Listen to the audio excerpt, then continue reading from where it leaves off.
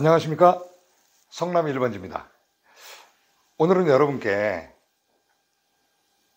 성남 구도심의 재개발 현황이 어디까지 와 있고 앞으로 재개발이 어떤 방향으로 전개가 돼야 되며, 또 우리는 토지 등 소유자 또는 권리자분들께서는 어떠한 방안을 강구하고 대처를 해야 되는지, 그 부분에 대해서 여러분들께 제시를 해드리고자 합니다. 지금 2030 계획의 마지막 단계인 태평삼, 신흥삼, 상대원삼이 브레이크가 걸렸죠. 원래는 작년 연말 2022년 12월 중으로 구역 지정이 확정됐어야 되는데, 여러 가지 이유로 연기가 됐고, 또는 오랜 시간을 또 할애를 받아야 되는, 연기가 되는 그런 구역도 발생을 했습니다. 그래서 그 부분이 왜 그렇게 됐으며 앞으로 또 어떻게 전개가 될지 여러분들한테 간략하고 간단하게 말씀을 드리고 넘어가도록 하겠습니다.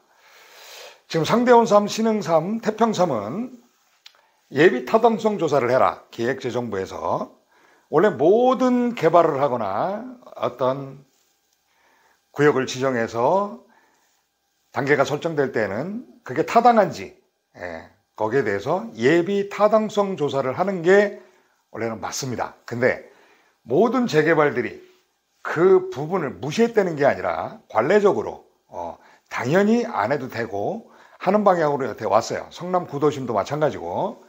근데 기획재정부에서 예비 타당성 조사를 들고 나와서 조건부 승인을, 태평삼과 신흥삼은 예비 타당성 조사를 하는 대신 조건을 달았습니다.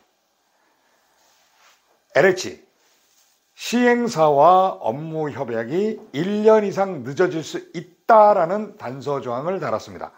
그래서 동의서는 제가 볼 때 늦어도 20일, 다음 주 아마 월요일 정도 될 겁니다. 20일 날 주민들을 동의서를 받는 연번 동의서를 수령할 것으로 예상이 되고, 그 연번 동의서 상에 당구장 땡땡땡땡 표시를 해서 여러분들이 LH와 시행사인 LH와 업무 협약이 1년 정도 늦어질 수 있는 거를 감안을 하시고 거기에 동의하심으로써 연번 동의서에 날인을 하십시오라는 그런 조건을 달아서 아마 여러분들한테 동의서가 진구가 될 것 같습니다.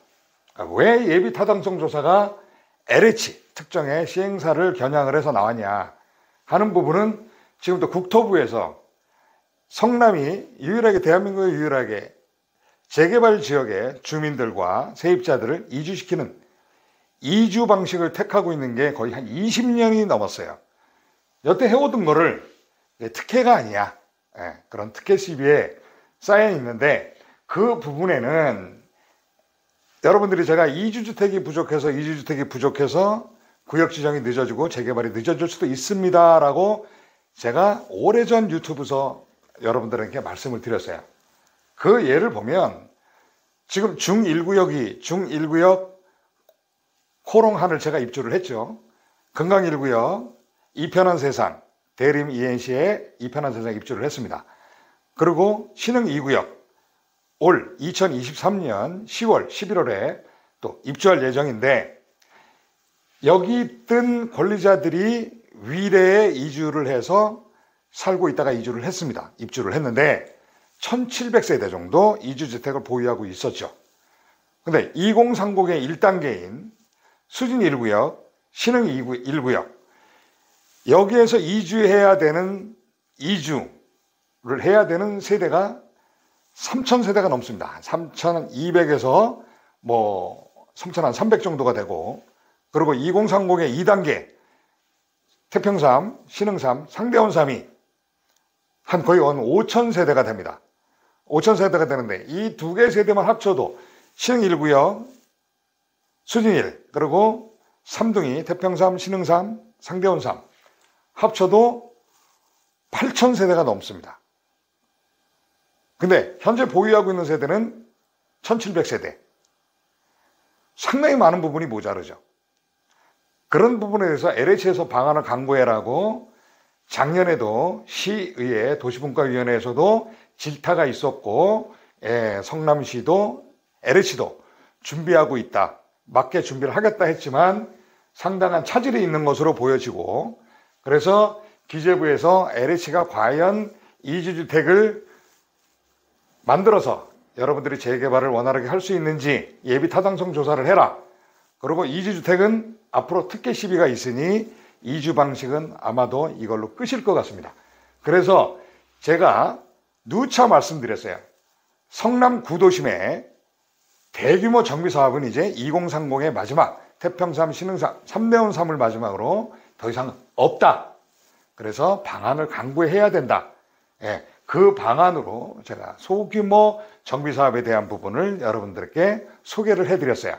그래서 소규모 하니까 여러분들이 대규모 이런 구역 지정을 해가지고 여러분들한테 사업 시행을 했던 방식이 몸에 와서 배 있어요. 그러다 보니까 큰 것만 좋은 걸로 아시는데 이제는 큰 게 좋아도 할 수가 없습니다. 그러면 그거를 수용을 하고 앞으로 우리가 그러면 어떤 방향으로 재개발을 하고 우리가 그 부분을 타개해야 되는지를 우리 자신 스스로들이 방안을 강구하고 개척을 해야 된다. 그래서 여러분들이 마음에 안 들 수도 있어요. 하지만 현실이기 때문에 여러분들에게 말씀을 드립니다. 연기가 되는 부분에 대한 교육청 자료와 성남시 자료를 저희 성남 1번지 TV에 제공해 주신 이명순 추진위원회에 감사의 말씀을 드립니다. 그럼 자료는 보시는 바와 같이 이렇게 컷으로 해서 여러분들께 제공해 드리도록 하겠습니다. 한번 추진위원회 감사드립니다. 소규모 정비사업, 그 중에서 우리 현실적으로 우리 구도심에 맞는 가로주택 정비사업, 이 부분에 대한 거는 제가 전 시간에도 그렇고 전전 시간에도 그렇고 가로주택 정비사업이 정의와 목적 이런 부분에서 또 설명을 드렸어요. 그래서 여러분들한테 여기서 설명은 드리진 않겠습니다. 그런데 우리가 소규모 정비사업이 시에서도 한편으로는 내면적으로는 발기하지 않아요. 신상진 시장도 이 조그맣게 해서 나홀로 아파트에 올라가는 부분들을 어떨 때는 대놓고 반대하는 경우도 있습니다. 근데 그 부분을 타개를 해야 되겠죠.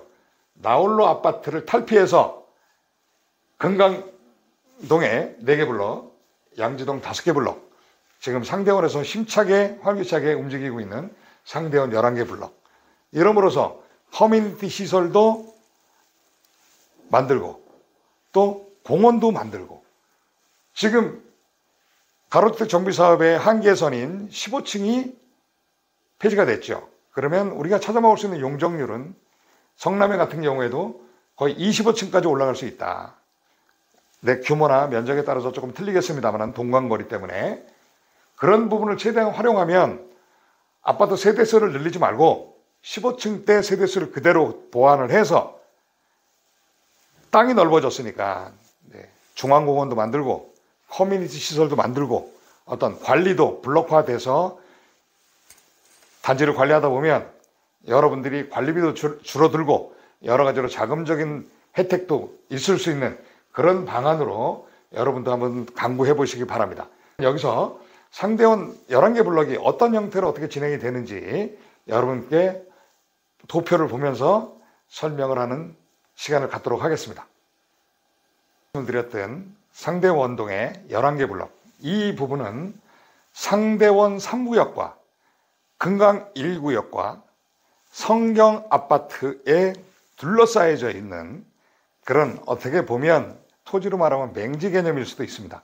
이곳을 그냥 놔두면 나중에 슬럼화 될 수도 있고 노도가 지금 거의 90%가 넘어져 있는 상태이기 때문에 이곳이 아마 최적화이지 않나 하는 생각이 들어서 여러분들께 지금 이제 그 11개 블럭에 대한 사업 개요와 앞으로 전개 방향을 여러분들께 예시를 해드릴 테니까 좀 잘 들어보시기 바랍니다.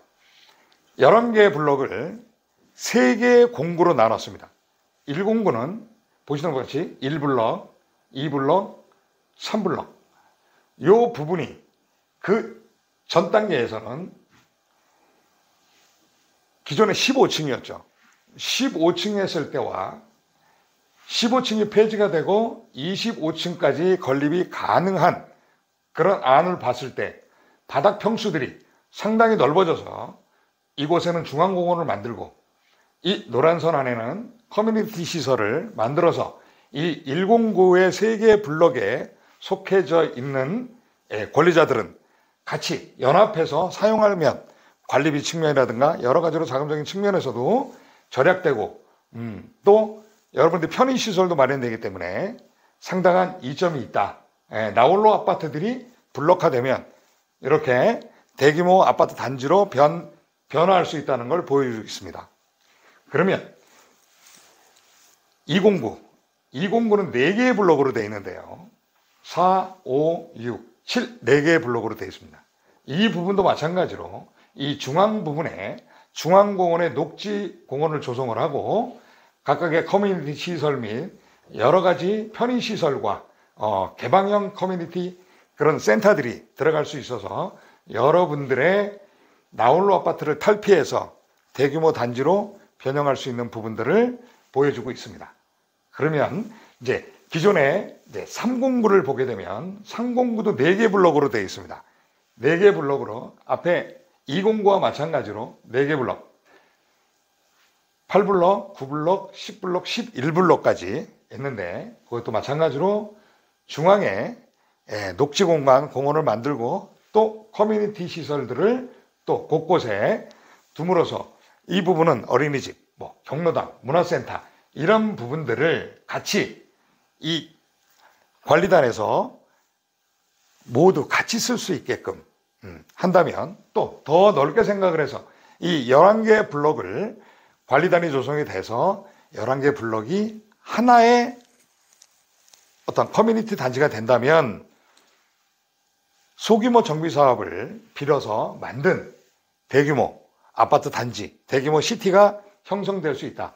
이런 부분들을 여러분들이 지금 보시는 바와 같이 이렇게 109, 209, 309가 같이 합쳐졌을 때 거의 1900세대 정도의 대규모 아파트 재개발 단지와 비교해서 손색이 없잖아요. 그러니까 여러분도 앞으로 대규모의 성남의 구도심의 재개발은 없다. 그거를 여러분들이 수용을 하시고 이해를 하시고 받아들이시면 이렇게 내 주위에 노후도가 75%, 80% 이상 된 그런 지역에서 이렇게 블록화해서 여러분들이 같이 의논하고 협심하고 합동하면 커뮤니티 시설도 만들고 공원도 만들고 그렇게 해서 나홀로 아파트를 단점인 가로주택 정비사업의 단점인 나홀로 아파트를 탈피해서 여러분들이 좋은 생활 공간을 만들 수 있는 그런 안이기 때문에 여러분들께 예시를 해드립니다. 그래서 여러분들께서도 언제든지 궁금한 사항이나 그런 부분들이 있으면 저한테 문의를 주시면 제가 또